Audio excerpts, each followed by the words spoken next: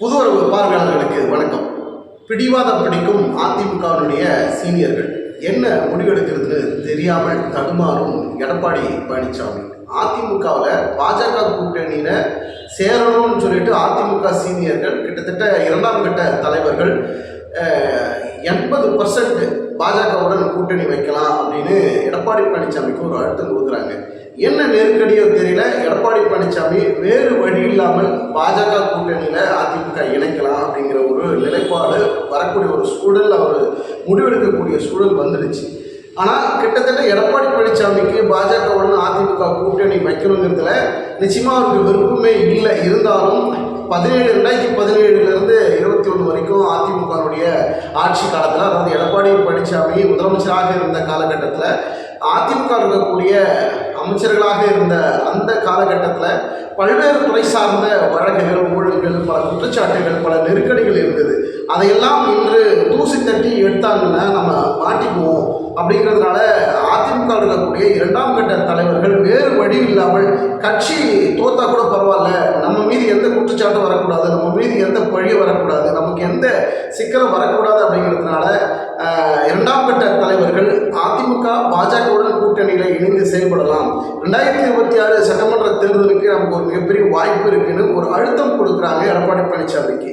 இந்த அடிப்படையில் எடப்பாடி பழனிசாமி சரியான முடிவெடுக்கிறதா, இல்லை தனித்தே நின்று நம்ம களம் காணுவதா, இல்லை அதிமுக கூட பாமக உள்ளிட்ட பல்வேறு கட்சிகளை நம்ம கூட்டணியில் இணைத்து நம்ம வேற ஒரு ட்ராக் எடுக்கலாமான்னு எடப்பாடி பழனிசாமி யோசிக்கிறதுக்குள்ள, ஒரு முடிவு எடுப்பதற்குள்ளவே பாஜக மிகப்பெரிய ஒரு அழுத்தம். அதிமுக இருக்கக்கூடிய சீனியர்கள் அமித்ஷாவுடன் நெருக்கமான அந்த பேச்சுவார்த்தை, தொடர்ந்து எடப்பாடி பழனிசாமிக்கு அதிமுக இருக்கக்கூடிய சீனியர்கள் கொடுத்த அந்த குடைச்சல், இதெல்லாம் பாஜகவுடன் நெருக்கம் காட்டக்கூடிய ஒரு சூழல், கூட்டணி வைக்கக்கூடிய ஒரு சூழல், டெல்லிக்கு சென்று அமித்ஷாவை சந்திக்கக்கூடிய ஒரு சூழல், இதையெல்லாம் ஒரு நிர்பந்தத்தின் அடிப்படையில், ஒரு அழுத்தத்தின் அடிப்படையில் எடப்பாடி பழனிசாமிக்கு ஒரு சிக்கலான ஒரு சூழலை நாம் பார்த்து கொண்டிருக்கிறோம்.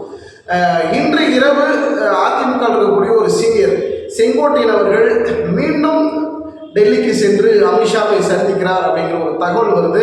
அதிமுகவில் எடப்பாடி பழனிசாமி இல்லாத ஒரு தலைமையை வேற ஒரு தலைமை உருவாக்க போகிறாங்களா, இல்லை அதிமுகவில் செங்கோட்டையன் முதலமைச்சர் வேட்பாளராக களத்தில் இறக்க போகிறாங்களா, இல்லை அதிமுகவில் பொதுச் செயலாளர் பதவியில் எடப்பாடி பழனிசாமி ஓரங்கட்டப்பட்டு செங்கோட்டையன் பொதுச் செயலராக உருவாக்குவதற்கு பாஜக முயற்சிப்படுதா அப்படின்னு பல்வேறு கோணங்கள் போய்கிட்டு கொண்டே இருக்கிறது. இந்த இடத்துல எடப்பாடி பழனிசாமி மீது செங்கோட்டையனுக்கு ஒரு அதிருப்தி இருக்கு. ஏன்னா எடப்பாடி பழனிசாமி அவர் கூட இருக்கக்கூடிய சீனியர்கள் ஒரு பக்கம் எடப்பாடி பழனிசாமி டெல்லிக்கு போனாலும் சரி, வேறு எங்கே போனாலும் சரி, அவர் கூடவே பயணம் பண்ணுறாங்க. ஆனால் செங்கோட்டையன் ஒரு சீனியராக இருந்துக்கிட்டு எடப்பாடி போகக்கூடிய அந்த பேச்சுவார்த்தைக்கோ இல்லை கூட்டணி குறித்தான விவாதங்களையோ கலந்து கொள்ள செங்கோட்டையன் போகிறதில்ல. இவர் வேற ஒரு ட்ராக் எடுத்து சில தினங்களுக்கு முன்பு செங்கோட்டையன் போய் டெல்லியில் நிர்மலா சீதாராமன், அமித்ஷா உள்ளிட்டவர்களை சந்தித்து பேசிட்டு வந்தார். இன்று மீண்டும் டெல்லியிலிருந்து மீண்டும் ஒரு அழுத்தம் கொடுத்து நீங்கள் வாங்க, இன்னொரு முக்கிய முடிவு எடுக்க வேண்டியிருக்கு, அது கட்சி சார்ந்தும் சரி, உங்களுடைய கூட்டணி நம்ம கூட்டணி சார்ந்தும் அதிமுகவுடைய உட்கட்டமைப்பு குறித்து நம்ம பேச வேண்டியிருக்கு, நீங்கள் உடனே வாங்க அப்படின்னு செங்கோட்டையனுக்கு ஒரு அழைப்பு வந்திருக்கு. அந்த அடிப்படையில் இன்று செங்கோட்டையன் ஈரோட்டில் இருக்கக்கூடிய கோபிச்செட்டிப்பாளையம், அந்தியூர் பகுதியில் இருக்கக்கூடிய அவருடைய ஆதரவாளர்கள் எல்லாம் வரவழைத்து ஒரு கருத்து கேட்பு ஒரு கூட்டத்தை நடத்தியிருக்கிறாரு.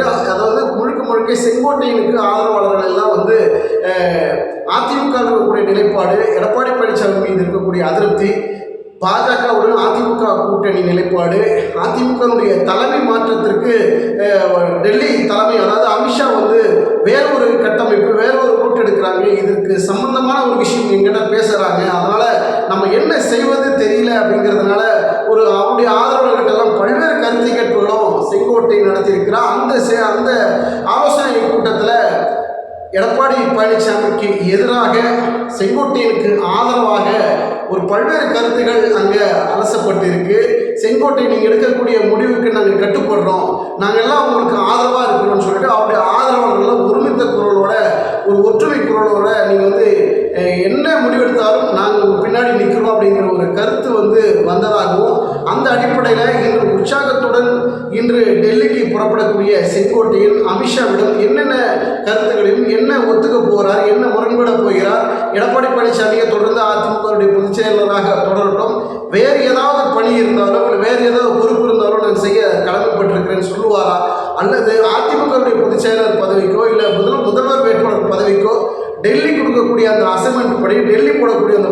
கூற்றுப்படி செங்கோட்டையன் ஒத்துக்கொள்வாரா அப்படிங்கிற பல்வேறு விஷயங்களும் இங்கே இருக்கு. இன்னொன்று, அண்ணாமலை, எடப்பாடி பழனிசாமி இருவருக்கும் இருக்கக்கூடிய அந்த கருத்து மோதல் அடிப்படையில் அண்ணாமலை வந்து பாஜகவுடைய மாநில தலைவர் பதவியிலிருந்து விலகுவாரா அப்படிங்கிற ஒரு எதிர்பார்ப்பு இன்று அதிக அளவில் இருக்கு. காரணம் என்னன்னா, தமிழகத்தை பொறுத்த வரைக்கும் பாஜக தொடர்ந்து வளர்ச்சி பாதையில் போகுது, தொண்டர்கள் பலம் அதிகரிக்கிறது, கட்சி வலு சேர்க்கக்கூடிய வலையில் போகுது. அப்படின்னா அது நிச்சயமாக அண்ணாமலை வந்த பிறகு பல்வேறு கட்டத்தில் வளர்ச்சி பாதையில் போய்கிட்டு இருக்கிறது யாராலும் மறுக்க முடியாத உண்மை. அப்படி இருக்கிற போது அண்ணாமலை வந்து பாஜகவுடைய மாநில தலைவர் பொறுப்பிலிருந்து பாஜக தலைமை, அதாவது அமித்ஷா வந்து நீக்குவாரா அப்படிங்கிறது கேள்விக்குறியான ஒரு விஷயம். பொறுத்திருந்து பார்க்கலாம்.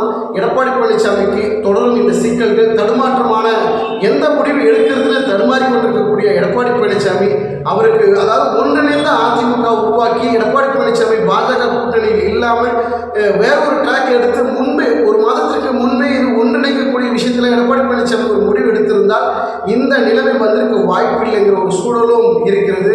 இதற்கெல்லாம் ஒன்றிணைந்து செயல்படக்கூடிய ஒரு சூழல் உருவானாலும் கூட இப்ப இருக்கக்கூடிய சூழலில் எடப்பாடி பழனிசாமி பாஜக தலைமை விடுவதாக இல்லை அப்படிங்கிற ஒரு நிலையை தான் போய்கொண்டிருக்கிறது. பொறுத்திருந்து பார்க்கலாம்.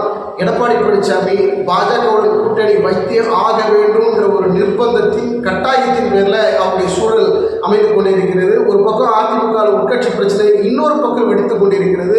அது வந்து செங்கோட்டையின் மூலியமாக வரக்கூடிய அந்த தொந்தரவு, நெருக்கடி எடப்பாடி பழனிசாமி சமாளிக்கக்கூடிய, அவருக்கு எல்லா வகையிலும் அவருக்கு அத்தனை ஆற்றலும் இருக்கிறது. ஆனால் இந்த விஷயத்தில் எப்படி டீல் பண்ண போகிறார் அப்படிங்கிறதான் மிகப்பெரிய ஒரு கேள்வியாக இருக்கிறது.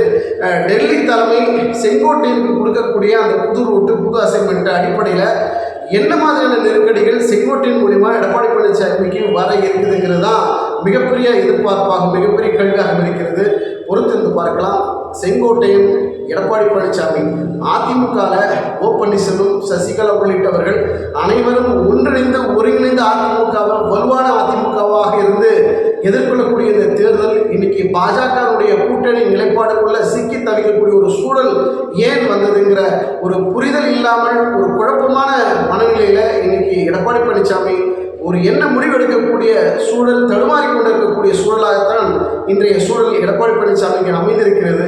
பொறுத்திருந்து பார்க்கலாம். 2026 தேர்தலில் அதிமுகவை எந்த இடத்திற்கு தள்ளுவார்கள்? அதிமுகவுக்கு தொண்டர்கள் பலமும் மக்கள் பலமும் மீண்டும் அதிமுகவுக்கு தொடருமா?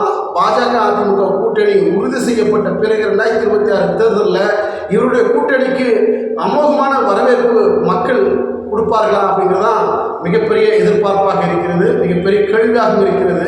உங்கள் கருத்துக்களை கமெண்ட் செக்ஷனில் பதிவு பண்ணுங்க. பாஜக அதிமுக கூட்டணியில் எடப்பாடி பழனிசாமி எந்த அளவுக்கு ஒரு உண்மைத்தன்மையோட, விருப்பத்தோட கூட்டணியில் இணைகிறார், இல்லை கட்டாயப்படுத்தி இணைகிறாரா, அல்லது அதிமுக இருக்கக்கூடிய 2ஆம் கட்ட தலைவர்கள், சீனியர்கள் கொடுக்கக்கூடிய அழுத்தத்தினால வந்து பாஜக கூட்டணியில் இணைந்திருக்கக்கூடிய எடப்பாடி பழனிசாமிக்கு அடுத்தடுத்த சிக்கல்கள் என்னவாக இருக்கும்? உங்களுடைய கருத்துக்களை கமெண்ட் செக்ஷனில் பதிவு பண்ணுங்க. நன்றி, வணக்கம்.